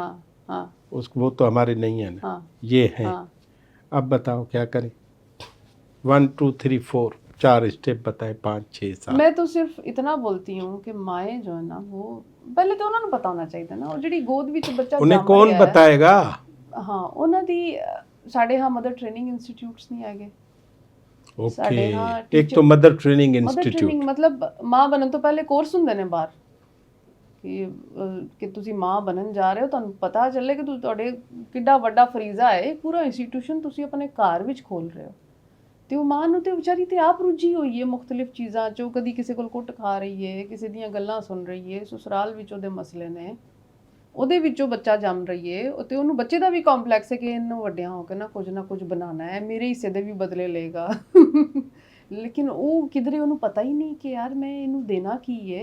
ਉਹ ਜਿਹੜੀ ਇੱਕ ਵਿਜ਼ਡਮ ਹੁੰਦੀ ਹੈ ਨਾ ਔਰਤ ਦੀ, ਉਹ ਮਿਸਿੰਗ ਹੈ। ਉਹ ਅਗਰ ਰਹੇ ਤੇ ਜ਼ਬਾਨ ਤੇ ਆਪਣੇ ਆਪ ਰਹਿ ਜਾਏਗੀ, ਕਿਉਂਕਿ ਜ਼ਬਾਨ ਔਰਤ ਦੀ ਹੈ, ਉਹ ਨਾ ਰਿਆਸਤ ਦੀ ਹੈ ਨਾ ਉਹ ਮਰਦ ਦੀ ਹੈ, ਉਹ ਕਿਸੇ ਦੀ ਨਹੀਂ ਹੈ, ਜ਼ਬਾਨ ਔਰਤ ਦੀ ਹੈ। ਔਰ ਰਿਆਸਤ ਦੇਖੋ, ਰਿਆਸਤ ਤੁਹਾਨੂੰ ਮੈਂ ਇੱਕ ਮਿਸਾਲ ਦਿੰਦੀ ਹਾਂ ਕਿ ਕੋਈ ਤੁਹਾਨੂੰ ਕਹਿ ਸਕਦੀ ਹੈ ਕਿ ਯਾਰ ਮੈਂ ਇੰਨੇ ਰਿਸਰਚ ਪ੍ਰਪੋਜ਼ਲਸ ਵਾਸਤੇ ਅਸੀਂ ਫੰਡ ਕਰਾਂਗੇ, ਲੇਕਿਨ ਰਿਸਰਚ ਤੇ ਆਵਾਮ ਨੇ ਕਰਨੀ ਹੈ ਨਾ। हाँ बिल्कुल, ਠੀਕ ਹੈ ਨਾ, फरीजा भी उनका है। ਐਗਜ਼ੈਕਟਲੀ, ਤਾਂ ਕਰਕੇ ਜਿੰਨੀ ਅਕੈਡਮੀਜ਼ ਕਿਤਾਬਾਂ ਛਾਪ ਰਹੀਆਂ ਨੇ, ਤੁਸੀਂ ਉਹਨਾਂ ਦਾ ਕੰਟੈਂਟ ਵੇਖ ਲਓ, ਸਫੇ ਦੇ ਸਫੇ ਜ਼ਾਇਆ ਹੋ ਰਹੇ ਨੇ। ਹੁਣ ਰਿਆਸਤ ਤੇ ਪੈਸੇ ਦੇ ਰਹੀ ਹੈ, ਲੇਕਿਨ ਉਹਦੀ ਰਿਸਰਚ, ਉਹਦਾ ਕੰਮ ਕਰਨਾ ਤੇ ਆਵਾਮ ਨੇ ਵੇ, ਆਵਾਮ ਦੇ ਹੀ ਸਕਾਲਰਸ ਨੇ ਵੇ। ਸਾਡੇ ਹਾਂ ਮਸਲਾ ਹੈ ਕਿ ਰਿਆਸਤ ਕੁਝ ਵੀ ਨਹੀਂ ਕਰ ਸਕਦੀ ਜਿੰਨੀ ਦੇਰ ਤੱਕ ਆਮ ਆਦਮੀ, ਉਹਨੂੰ ਆਪਣਾ ਪਤਾ ਨਾ ਹੋਏ ਉਹ ਕੌਣ ਹੈ, ਉਹਨੂੰ ਉਹਦੇ ਕੀ, ਸਭ ਕੁਝ ਰਿਆਸਤ ਨੇ ਨਹੀਂ ਕਰਨਾ, ਕੁਝ ਸ਼ਹਿਰੀ ਨੇ ਵੀ ਦੇਣਾ ਰਿਆਸਤ ਨੂੰ। ਉਹ ਲਿੰਕ ਬਹੁਤ ਮਿਸਿੰਗ ਹੈ। ਤੇ ਇਹ ਤੇ ਮੈਂ ਤਾਂ ਸਿਰਫ ਇਹਨਾਂ ਕਹਿੰਦੀ ਹਾਂ ਕਿ ਆਪਣੀ ਜ਼ੁਬਾਨ ਨੂੰ ਅਪਣਾਓ, ਔਰ ਬਲਕਿ ਇਹ ਦੱਸਣਾ ਕਿਉਂ ਪੈਂਦਾ ਹੈ ਕਿ ਆਪਣੀ ਜ਼ੁਬਾਨ ਨੂੰ ਅਪਣਾਓ? नहीं है ना आपके पास, इसीलिए ਐਗਜ਼ੈਕਟਲੀ मेरे लिए ये दुख की बात है। ਬਹੁਤ ਜ਼ਿਆਦਾ। ਹੁਣ ਮਤਲਬ ਅਗਰ ਕਿਸੇ ਸਿੰਧੀ ਨੂੰ ਤੇ ਮੈਨੂੰ ਇਹ ਗੱਲ ਨਹੀਂ ਦੱਸਣੀ ਪੈਗੀ, नहीं ਸਵਾਲ ਹੀ ਪੈਦਾ ਨਹੀਂ सवाल ही ਹੁੰਦਾ। पैदा नहीं। ਲੇਕਿਨ ਮੈਂ ਜਦੋਂ ਵੀ ਕਿਸੇ ਪੰਜਾਬੀ ਦੇ ਘਰ ਜਾਵਾਂਗੀ, ਮੈਂ ਕਿਉਂਕਿ ਮੈਂ ਹੈ ਪੰਜਾਬ ਦੀ ਹਾਂ, ਤੇ ਉਹ ਮੇਰੇ ਨਾਲ ਪਹਿਲੀ ਗੱਲ ਉਰਦੂ 'ਚ ਕਰਨਗੇ, ਈਵਨ ਦੂਸਰੀ ਵੀ ਉਰਦੂ 'ਚ ਕਰਨਗੇ, ਔਰ ਮੈਂ ਮੁਸਲਸਲ ਪੰਜਾਬੀ ਬੋਲ ਰਹੀ ਹਾਂ, ਉਰਦੂ ਬੋਲ ਰਹੇ ਨੇ। अच्छा, एक ख्याल ये है कि पाकिस्तान की 4, 5, 6 ज़ुबानों को हम कौमी ज़ुबानों का दर्जा दें और उर्दू को लिंगुआ फ्रैंका बनाएं, राब्ते की ज़ुबान। आपके ख्याल में इससे अच्छा होगा? ਦੇਖੋ, ਸਾਡੇ ਇੱਕ ਬੜੇ ਪਿਆਰੇ ਸਕਾਲਰ ਦੋਸਤ ਨੇ ਡਾਕਟਰ ਖਾਦਿਮ ਹੁਸੈਨ, ਉਹਨਾਂ ਨੇ ਬਹੁਤ ਮਜ਼ੇਦਾਰ ਗੱਲ ਕੀਤੀ। ਉਹਨਾਂ ਕਿਹਾ ਕਿ ਯਾਰ ਲਿੰਗਵਾ ਫ੍ਰੈਂਕਾ ਦਾ ਪਹਾੜਾ ਸਾਨੂੰ ਇੰਨਾ ਪੜ੍ਹਾ ਦਿੱਤਾ ਗਿਆ ਹੈ ਕਿ ਹੁਣ ਵੱਡੇ ਵੱਡੇ ਸਕਾਲਰਸ ਨੂੰ ਵੀ ਇਹ ਗੱਲ ਠੀਕ ਲੱਗ ਰਹੀ ਹੈ। ਜਦੋਂ ਪਾਕਿਸਤਾਨ ਬਣਿਆ ਹੈ, ਪੂਰੇ ਪਾਕਿਸਤਾਨ ਵਿੱਚ ਉਰਦੂ ਬੋਲਣ ਵਾਲੇ ਕਿੰਨੇ ਫੀਸਦ ਸਨ? ਬਮੁਸ਼ਕਿਲ 6 ਤੋਂ 7% ਜਿਹੜੇ ਮਾਈਗ੍ਰੇਟ ਕਰਕੇ ਆਏ ਸਨ। ठीक है। ਉਹਨਾਂ ਦੀ ਜ਼ਬਾਨ ਨੂੰ ਲਿੰਗਵਾ ਫ੍ਰੈਂਕਾ ਬਣਾਤਾ, ਬਾਕੀ 93% ਦੀ। ਕਿਵੇਂ? ਕਿਉਂ? नहीं, वो इसीलिए हाँ मैं तो दरमियान वाली एक राह निकाल रहा हूँ कि बलोची और सिंधी, उन दोनों को समझाने के लिए उर्दू काम आएगी। ਮੈਨੂੰ ਨਹੀਂ ਲੱਗਦਾ। अच्छा। ਮੈਂ ਸਿੰਧ ਵਿੱਚ ਕਿਧਰੇ ਵੀ ਗਈ ਹਾਂ ਤੇ ਮੈਂ ਪੰਜਾਬੀ ਬੋਲੀ ਹੈ ਤੇ ਉਹਨਾਂ ਨੂੰ ਸਮਝ ਆਈ ਹੈ। ਮਤਲਬ ਬਹੁਤ ਸਾਰੀ ਔਰਤਾਂ ਸਿੰਧੀ ਸਪੀਕਿੰਗ ਨੇ ਜਿਨ੍ਹਾਂ ਨੂੰ ਉਰਦੂ ਨਹੀਂ ਆਉਂਦੀ, ਉਹਨਾਂ ਨਾਲ ਮੈਂ ਪੰਜਾਬੀ ਬੋਲਣੀ ਹੈ, ਉਹਨਾਂ ਨੂੰ ਸਮਝ ਆਉਂਦੀ ਹੈ।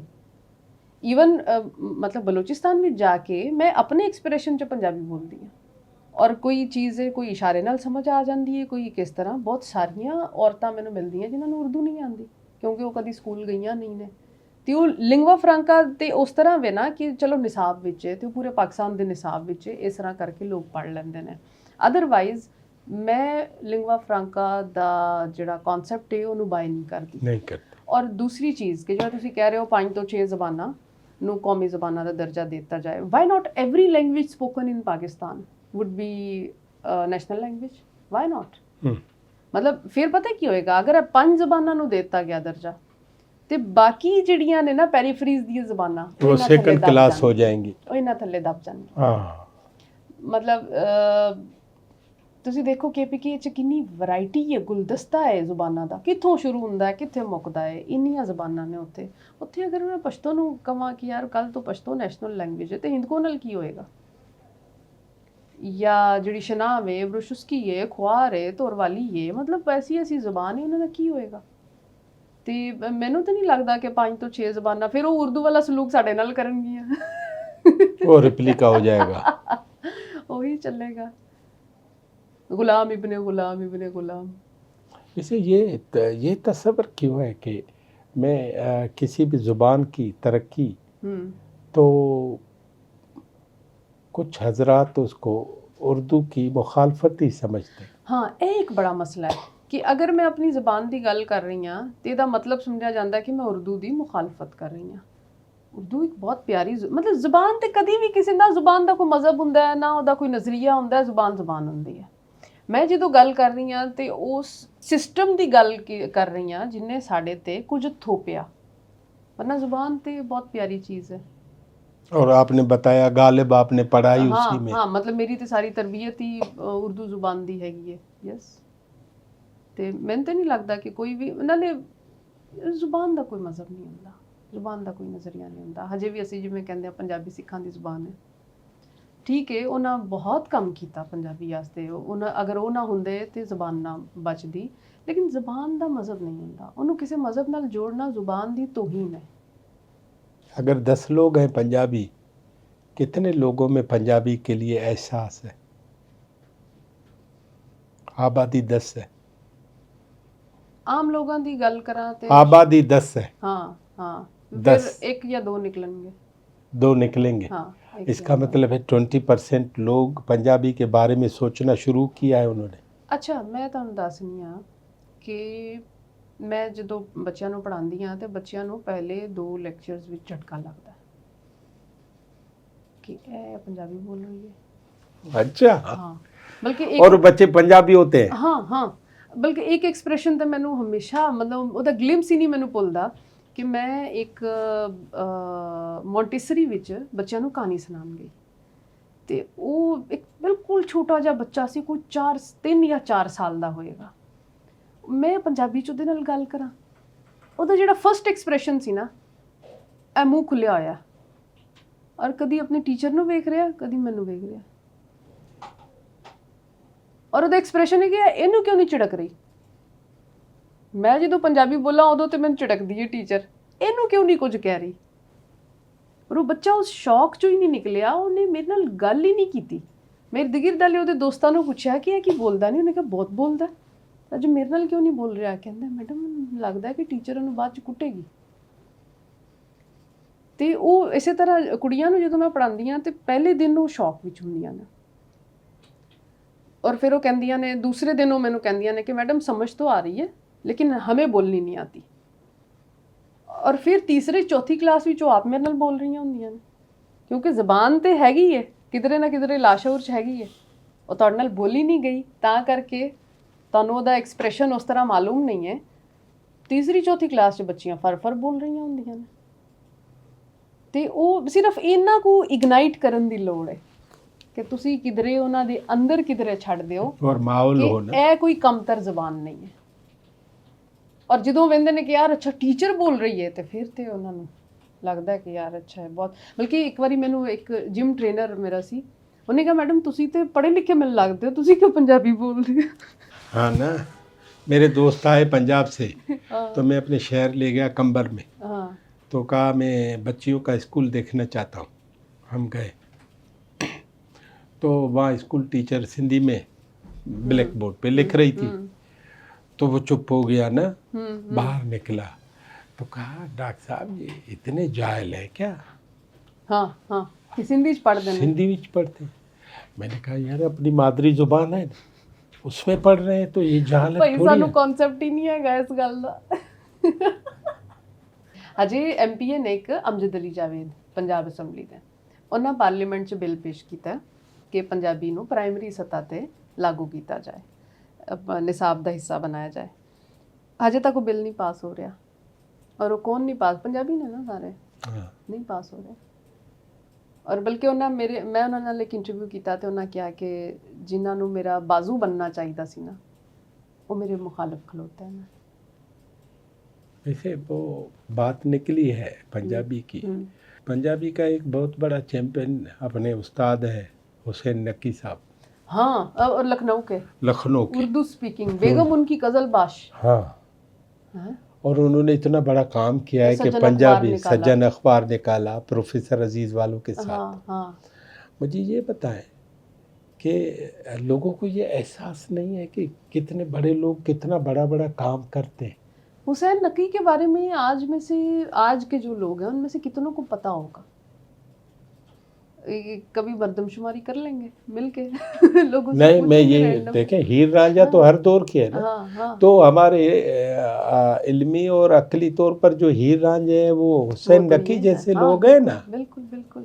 और कितना उन्होंने, और उनको फंड पीपल्स पार्टी कर रही थी, सारे पता नहीं अखबार कितना बिकता था, मुझे नहीं लगता क्योंकि मैंने उसका सारा पढ़ा है कि कितना छपता था कितना बिकता था, तो वो पीपल्स पार्टी के पैसे थे। अच्छा, ये जो आप बार बार कॉलेज की बात कर रही हैं, स्कूल की, ये क्या है, इसका किस्सा सुनाएं। गुजरांवाला में आपने कोई स्कूल खोला है? हाँ, कॉलेज है, लड़कियों का कॉलेज है, लड़कियों का कॉलेज है। तो मैंने वहाँ पे मतलब कॉलेज का कॉन्सेप्ट इस तरह से नहीं था कभी भी कि वो कोई हाइड पार्क जैसी जगह हो। मतलब मैंने वहाँ पे जो मेरा दफ्तर है उसको मैंने नाम दिया अमृता प्रीतम बैठक का, और उसका तरीका ये है कि कोई दफ्तर का प्रोटोकॉल नहीं है। बच्चे आए बैठे हैं, क्लास बंक करके आ रहे हैं, आए सुकून से बैठे हैं, चाय पीनी है चाय पी रहे हैं, मुझसे बातें करनी है बातें कर रहे हैं। बल्कि बच्चे तो अब इतने फ्रैंक हैं कि वो ये भी नहीं देखते कि यार ये बड़ी है, सर्दियों में हीटर अपनी तरफ ले जाते थे मैं ऐसे ही बैठी हूँ, कहते मैडम कोई नहीं आप तो सारा दिन बैठती हैं तो वो एक हाइड पार्क जैसी जगह है। तो उसमें मैं पंजाबी विच ही मैं पढ़ाती हाँ, और मेरा काम उत्थे की है कि बच्चों ਨੂੰ ਫਿਲਮਾਂ ਵਿਖਾਤੀਆਂ, ਟੈਗੋਰ ਪੜ੍ਹਾਉਂਦੀਆਂ। ਟੈਗੋਰ ਦਾ ਇੱਕ ਐਸੇ ਵੇ ਜਿਹੜਾ ਮੈਨੂੰ ਲੱਗਦਾ ਹੈ ਕਿ ਉਹ ਹਰ ਸਾਡੇ ਹਾਂ ਐਜੂਕੇਸ਼ਨਲ ਇੰਸਟੀਟਿਊਸ਼ਨ ਦਾ ਮੈਨੀਫੈਸਟੋ ਹੋਣਾ ਚਾਹੀਦਾ ਹੈ। ਬਹੁਤ ਮਜ਼ੇ ਦਾ ਮਾਈ ਸਕੂਲ, ਉਹ ਮੇਰੀ ਪਹਿਲੀ ਕਲਾਸ ਹੁੰਦੀ ਹੈ। ਤੇ ਇਸ ਤਰ੍ਹਾਂ ਬਸ ਜਿਹੜੇ ਵੀ ਕੋਈ ਪੁੱਠੇ ਸਿੱਧੇ ਕੰਮ ਨੇ ਉਹ ਮੈਂ ਕੁੜੀਆਂ ਨਾਲ ਕਰਦੀ ਰਹਿੰਦੀ ਹਾਂ। ਕਦੇ ਕਿਤਨੀ ਸਟੇਟ ਥੀਏਟਰ ਲੜਕੀਆਂ ਕਰ ਲਿਆ, हजे तो 1500 तो 2000 माशाल्लाह। यस। तो वो पैसे देते? हाँ हाँ, पूरा प्राइवेट स्कूल कॉलेज है, ओके। महंगे वाला। तो वो खुश है? हाँ, डिफरेंट फ्रॉम अदर कॉलेजेस, ता करके बच्चे खुश होंगे। और आप टैगोर तो पढ़ाते? हाँ। शाह लतीफ़ पढ़ाते? नहीं, शाह लतीफ़ नहीं। इकबाल मेरी कोशिश होंदी है कि जिवें मैं एक प्रेमचंद की एक शै पढ़ाती हाँ लाजमी बच्चों नूं, फिर फैज़ दी कुछ पोइटरी पढ़ाती हाँ, फैज़ दी, फिर बाबा बुल्ले शाह पढ़ाती हाँ, बुल्ले शाह थोड़ा जिहा पढ़ाती हाँ। ईवन गुजरांवाले दा एक शायर सी कादिर यार, हाँ, थोड़ा जिहा बच्चों नूं मैं टच दे दिंदी हाँ कि यार ये भी देख लो, छोटे छोटे चीज़ां कढ के कि अज ऐ पढ़ो दसो की लग रहा तुहानूं। मियाँ मोहम्मद बख्श हो गए, फिर सुल्तान बाहू हो गए। गुजरांवाला तो वैसे पहलवान पैदा करती है, अभी भी करती है? अब नहीं करते। अच्छा। हाँ। तो आप समझते हैं कि अब ये गुरु नानक पढ़ने वाले और मियाँ मोहम्मद बख्श को पढ़ने वाले, बुल्ले शाह को पढ़ने वाले, यहाँ से पहलवान लड़कियाँ और कुड़ियाँ और औरतें पैदा हो रही हैं? अभी ना गुजरांवाला का बिल्कुल वो एक सनती शहर है इस वक्त, उसकी बाकी जो पहचान है वो मिट गई है या चेंज हो गई है, वो दब गई है। अयूब खान के बाद से ये दो शहर थे ना जिनमें इंडस्ट्री लगी थी, एक फैसलाबाद था और लैलपुर और एक था गुजरांवाला। तो अब तो ये छोटी छोटी जो स्मॉल इंडस्ट्रीज़ हैं वो हैं पूरे शहर में, और पैसे की एक दौड़ है। और मज़े की बात ये है मुझे उस पूरी इंडस्ट्री में कोई एक औरत नहीं दिखती। गुजरांवाला सिर्फ इंडस्ट्री है और कुछ नहीं है इस वक्त, मगर एक भी औरत नहीं, मर्द चलाते हैं, सब मर्द हैं। और तो उसके दुश्मन है क्या, उसको कुछ समझते नहीं? वो शायद उस तरह से कॉन्सेप्ट नहीं है, और छोटी इंडस्ट्री में बिल्कुल भी नहीं है औरतें। नहीं, तालीम बड़ी है ना, तालीम भी शायद उस तरह से इस तबके में नहीं है। ये जो अब नौ दौलतिया क्लास है ना, ये पढ़ी लिखी नहीं है। ओके, नौ दौलतिया है। हाँ, नो दौलतिया नो इल्मिया हाँ, तो ये नहीं है उस तरह से। हाँ, फिर खाने का बहुत वो है, लोग खाते बहुत ज़्यादा हैं। नहीं, खुश खुराक है, उसमें कोई खराबी थोड़ी, कोई खराबी नहीं है। हाँ। लेकिन क्वालिटी का खाए ना, ज़्यादा खुश खाना। खुराक है। हाँ, और पहलवानी उनके तारीख का हिस्सा रही है। हाँ, पहलवानी रही है। बल्कि वो हमारे यहाँ क्या होता था कि किसी की बारात आनी होती थी ना, तो पूछते थे बारात कहाँ की है।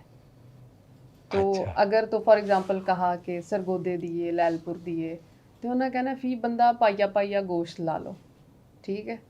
और अगर ते गुजराले दिए तो फिर वो 1 किलो एक बंदे का लाते सन। अच्छा, फर्क हो जाता है, पूरा फॉर्मेट। हाँ, पूरा फॉर्मेट बदल जाता है। यस। आपके ख्याल में, हाँ, आखिरी बात पूछ रहा हूँ कि वर्दा शहजादियाँ कितनी हुई हैं गुजरांवाला? वर्दा शहजादी ते हर कोई हुंदा है लेकिन कोई फुल खिड़न तो पहले दब जाते ने, कोई कली बन के दब जाते ने। हसरत उन गुंचों पे है जो बिन खिले मुरझा गए। ये क्या खूबसूरत शेर है। हाँ। क्या है पूरा इसका? फूल तो 2 दिन बहारे जहाँ फिजा दिखला गए, हसरत उन गुंचों पे है जो बिन खिले मुरझा गए। यस, हाँ, ਤੇ ਉਹ ਕੁੜੀਆਂ 'ਚ ਹੁੰਦਾ ਤੇ ਹੈ ਨਾ, ਸਾਰੀਆਂ 'ਚ ਹੁੰਦਾ ਹੈ, ਔਰ ਬਗਾਵਤ ਤੇ ਸਾਡੀ ਮਿੱਟੀ ਵਿੱਚ ਹੈ, ਲੇਕਿਨ ਕਈਆਂ ਨੂੰ ਮੌਕਾ ਮਿਲਦਾ ਹੈ, ਕਈਆਂ ਨੂੰ ਨਹੀਂ ਮਿਲਦਾ। वर्दा फिर कभी किसी वेले किसी वक्त हम हाँ, कचहरी बिल्कुल, करेंगे। बिल्कुल। और आपकी बहुत बड़ी मेहरबानी कि आपने टाइम दिया है। मुझे पता है कि आपके लिए ये 1-2 घंटे बहुत ही ਨਹੀਂ ਨਹੀਂ ਨਹੀਂ, ਬਹੁਤ ਸ਼ੁਕਰੀਆ, ਤੁਸੀਂ ਮੇਰੇ ਨਾਲ ਗੱਲ ਕੀਤੀ, ਇਹਦਾ ਬਹੁਤ ਸ਼ੁਕਰੀਆ। बड़ी मेहरबानी, थैंक यू। नाजरीन, ये है वर्दा शहजादी, और हमने ऐसे ही विखरी विखरी बेतरतीब सी बातें की हैं। ਇਹਨਾਂ ਨੂੰ ਆਪ ਜੋੜ ਲਿਓ ਜੇ ਤੁਸੀਂ।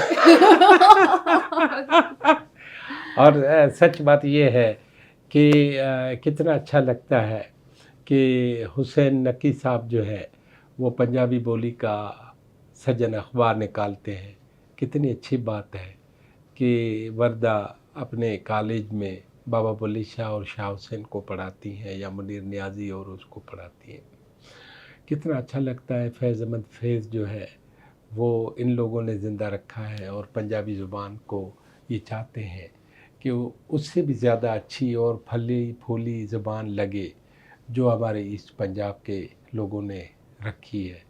और ये जो गुरमुखी है, ये शाहमुखी, ये गुरमुखी तो चूँकि दरमियान में सरहद आ जाती है, लेकिन शाहमुखी के जो मसले हैं वो आज की पंजाब गवर्नमेंट, आज की फेडरल गवर्नमेंट उसको देखना चाहिए। ये शर्म की बात है, ये इंतहाई बेकार बात है कि एक बच्चा पैदा हो और पंजाबी हो, लेकिन उसको पंजाबी की तालीम न मिल सके, वो पंजाबी को बोल न सके, वो पंजाबी में सोच तो सके लेकिन वो कागज़ पे न ला सके, अपनी ज़ुबान पे न ला सके। इसीलिए जो भी शरीफ फैमिली है, जो भी दस्तगीर हैं, जो भी ग़ुलाम हैं, जो भी आका हैं, जो भी एतज़ाज़ हैं, उन सब को हुसैन नकी की तरह सोचना चाहिए, अपनी माँ बोली की तरक्की के लिए आगे बढ़ना चाहिए। और हमें खुशी है कि हम सिंध के शहर कराची में बैठे हुए फिर आपको इस्तदा करते हैं, इल्तिजा करते हैं कि अपनी ज़ुबान को बचाएं। ये ज़ुबान न बची तो फिर आपके पूरे कल्चर का जो सत्यानाश हो जाएगा, उसकी ज़िम्मेदारी पे आप पे आएगी। कोई नया रंजीत सिंह आपको नहीं बचा पाएगा। बड़ी मेहरबानी।